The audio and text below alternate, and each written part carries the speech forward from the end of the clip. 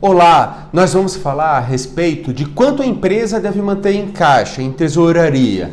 A gente sabe que se mantiver uma quantidade insuficiente não é bom, mas também uma quantidade em excesso também não é bom.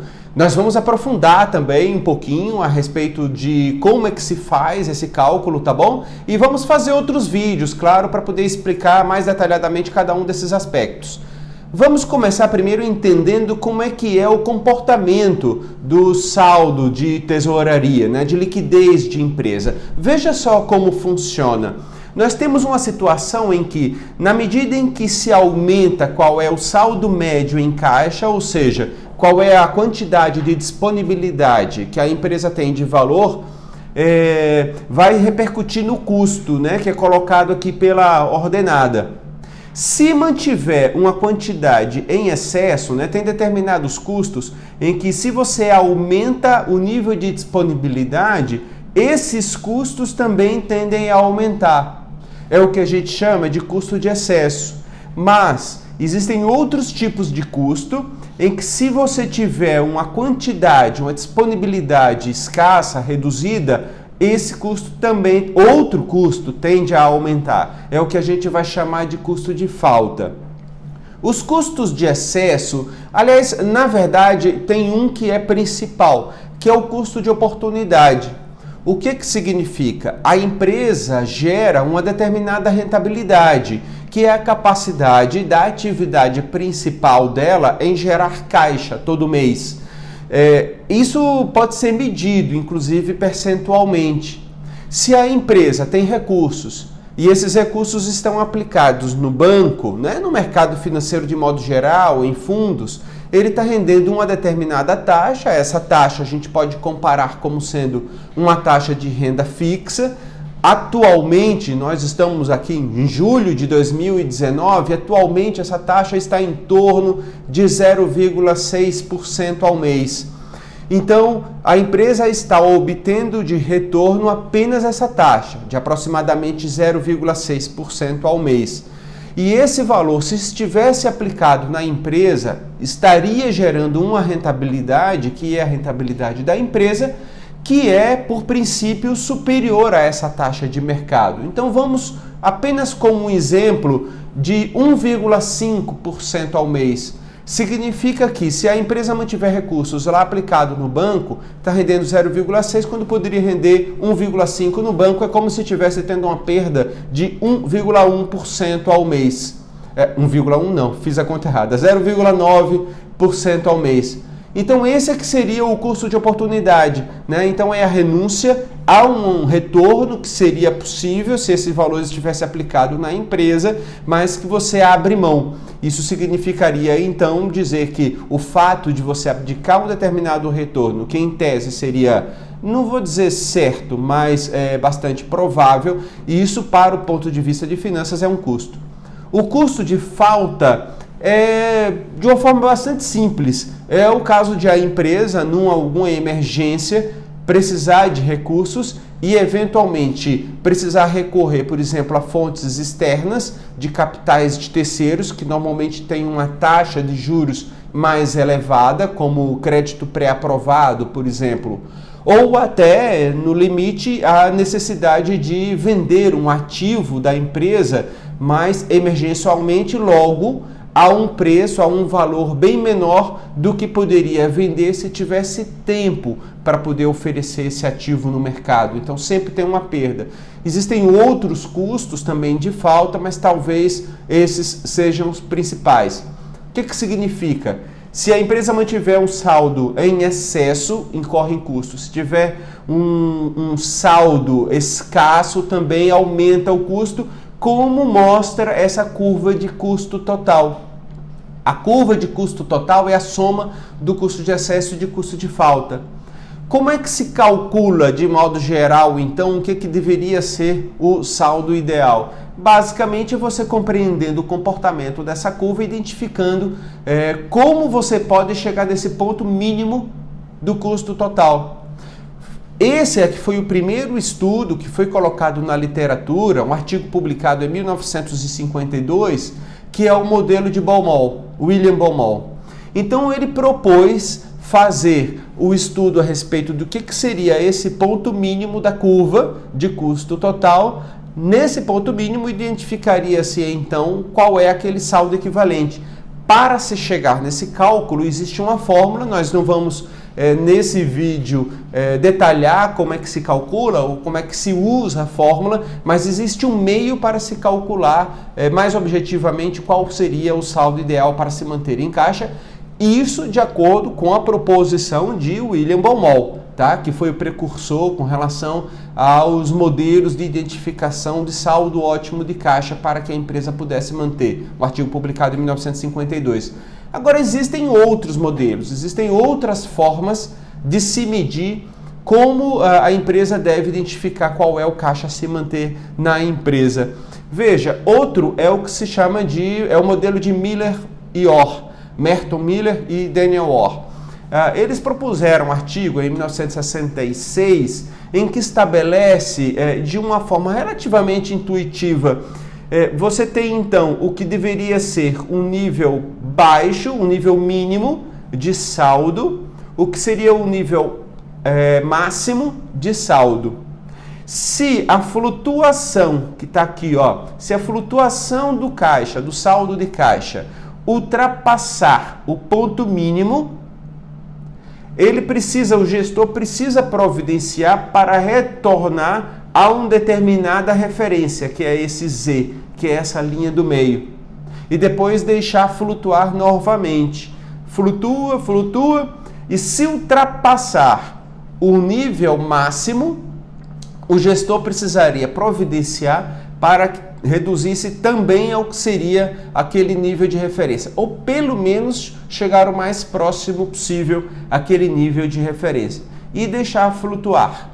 Se o saldo flutuar na banda do nível mínimo e do nível máximo, então está tudo bem, considera-se que ele está dentro do que seriam os limites aceitáveis em termos de custo. Bom, tem aí algumas críticas com relação a isso, né? Isso aqui é o que se chama de política ótima de caixa, em que você estabelece o que seriam bandas, faixas, né? Dentro do qual o fluxo de caixa poderia variar. Mas veja, matematicamente, claro, existe sempre o que seria o saldo ótimo. É um valor determinado, inclusive no detalhe de centavo, de acordo com circunstâncias da empresa, oportunidades de investimento e situações do ambiente externo, taxa básica de juros, né, e outros elementos. Quando você estabelece que o saldo de caixa tem a possibilidade de flutuar dentro de uma determinada banda sem que você precise tomar qualquer providência, significaria dizer que, estando o saldo diferente do que seria um ótimo, vamos dizer que fosse aqui, esse saldo ótimo, se ele estiver em algum outro ponto que não seja esse saldo ótimo, significa que existia uma pequena perda de valor, não é? Significaria dizer que um pequeno custo ainda assim a empresa assumiria. Esses pequenos custos diariamente, se for tomar isso no longo prazo, pode significar um custo já significativo para a empresa. Né? Então essa aqui é a principal crítica com relação ao modelo, mas é um modelo bastante consistente e bastante referenciado na literatura. O modo de se calcular essas bandas é da seguinte forma: identifica-se, né, e aí a própria empresa que estabelece por determinados critérios que ela escolhe, qual é o nível mínimo. E aí tem um modo de se calcular o nível que seria de referência, né? E a gente não vai adentrar nesse vídeo como calcular, o que significa a fórmula, mas tem um modo de se calcular esse nível de referência, né?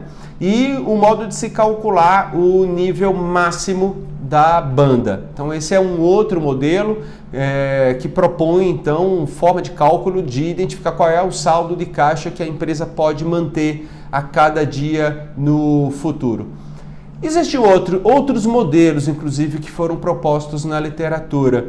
O modelo de saldo por expectância é o modelo de minha autoria que eu desenvolvi no mestrado. Ele procura identificar quais são os fluxos, tanto determinísticos quanto os fluxos estocásticos.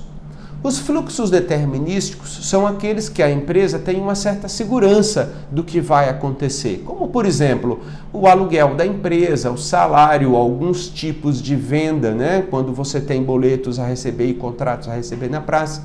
Então, não são exatamente determinísticos, isso é o modo de dizer, tá? Mas é como sendo valores que você tem uma alta confiança de que vão acontecer e quando vão acontecer. Do outro lado, são fluxos estocásticos, são fluxos que você tem menos confiança, pouca confiança realmente do que vai acontecer. Quando se tratar de uma empresa, por exemplo, varejista, que tem margens relativamente altas, às vezes ocorrem vendas que são muito altas em determinado período, em determinados dias, e vendas muito baixas em determinados dias, com uma flutuação muito grande. Para esse tipo de empresa, normalmente esse fluxo seria considerado como sendo estocástico, né? E outros. Então você tem uma dificuldade muito grande em fazer uma previsão confiável do que vai acontecer, tanto quanto a entrada quanto a da saída no futuro. Então a gente vai classificar como se fossem fluxos estocásticos. Então a gente faz a separação. Os fluxos determinísticos são relativamente fáceis de se tratar, né? Ou menos difíceis, melhor dizendo. Os fluxos estocásticos, né, são tratados de forma líquida, considerando o que seriam, como é que eu vou dizer, módulos de tratamento. São módulos de tratamento. Então, eu tenho uma determinada faixa que vai de um determinado valor a outro, depois a segunda faixa, né, que vai para um intervalo seguinte e assim por diante. E aí a gente passa a estudar o comportamento do saldo estocástico, como é que é a frequência de comportamento dentro de cada um desses módulos, dessas faixas de valores de fluxo estocástico líquido. Na medida em que nós temos esse comportamento medido no tempo, inclusive quanto à sazonalidade, a gente passa a calcular o que seria a probabilidade de que esse saldo de caixa fique em cada um dos módulos para o futuro.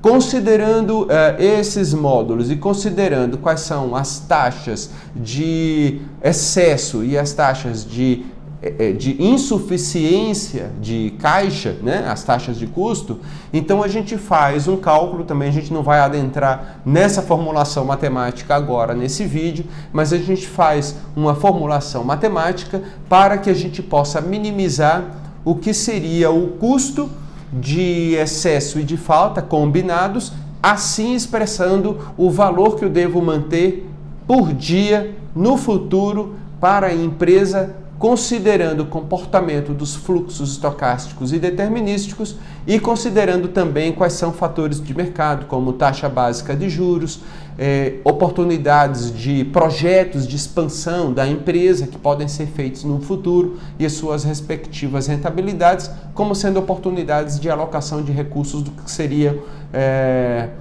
valores disponíveis de caixa, né? Então veja, existem métodos, modelos que são propostos para objetivamente identificar o quanto a empresa precisa manter em caixa, em disponibilidade no futuro. Não é, se você ouvir falar a respeito de essas receitas de bolo, né? De que você precisa manter, sei lá, 3 meses de faturamento disponível no caixa.